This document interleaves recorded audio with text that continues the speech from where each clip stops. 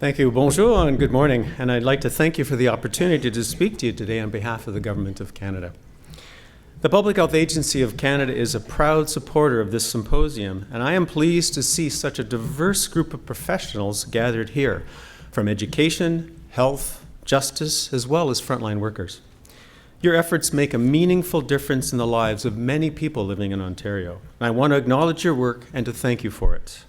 Vos efforts font une différence significative dans la vie de beaucoup de personnes qui vivent en Ontario, et je veux reconnaître votre travail et vous remercier de celui-ci.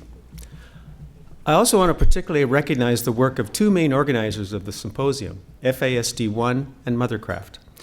Your organizations do so much to advance work on this issue and increase access to quality services in Ontario for those affected by FASD and their families and support networks.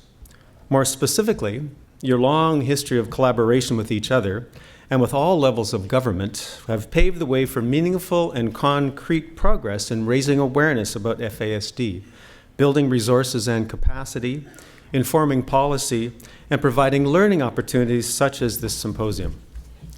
The agency is proud to support you in the work that you do throughout Ontario. Les gens sont fiers de vous soutenir et le travail que vous faites dans l'ensemble de l'Ontario. In preparing for my recently released annual report, I learned a lot about alcohol consumption in Canada, but I was especially struck by the concerning data still emerging on FASD. Most alarming is the fact that an estimated 3,000 babies are born in Canada with this disorder each and every year. In fact, global estimates suggest that somewhere between 2% and 5% of people in Western countries may be affected by FASD. This is a stark indicator to me that we need to do more to raise awareness and understanding about the health risks associated with drinking alcohol. From a public health perspective, we are most focused on addressing FASD through an emphasis on prevention. The goal of my report was to get Canadians talking about the place of alcohol in our society and how and where it fits into their own lives. Unfortunately, the health impacts of alcohol, including FASD, are difficult to directly address. Malheureusement, les impacts de l'alcool sur la santé, y compris la ETCAF, sont difficiles à traiter directement. Alcohol consumption is a normal and widely accepted practice in our culture that is deeply entrenched and interwoven within our social interactions and experiences. The effects of alcohol on the body are also complex and varied for both males and females. With evidence suggesting that alcohol may have an effect even before consumption, and when an estimated 50% of pregnancies are unplanned, it's clear that the dialogue surrounding alcohol and pregnancy needs to change. There's no one simple solution to prevent FASD or any of the other negative health impacts of alcohol. Il n'existe aucune solution simple pour prévenir la ETCAF et les autres impacts négatifs de l'alcool sur la santé. Of course, those of you here today are already fully aware of the sometimes devastating social, economic, and health consequences of FASD, not only for those affected and their families, but also for the rest of the province and country as well. FASD is the leading known cause of preventable developmental disability in Canada, affecting at least 1% of the population. That means that well over 300,000 Canadians are living with FASD. Along with incalculable social costs to individuals and their families, this disorder is costing our healthcare system and economy approximately $2 billion each year. Recognizing that, it's encouraging to see the excellent work that the province is doing in developing their Made in Ontario FASD strategy. I commend you on the extensive consultation process that you've undertaken to understand how this disorder affects the lives of people living with FASD. Je vous félicite du long processus de consultation que vous avez mené pour comprendre les effets de ces troubles sur la vie des personnes atteintes de la ETCAF. Similarly, the Public Health Agency's FASD initiative has just revised its strategic approach to FASD and developed a 5-year strategic plan to guide its work going forward.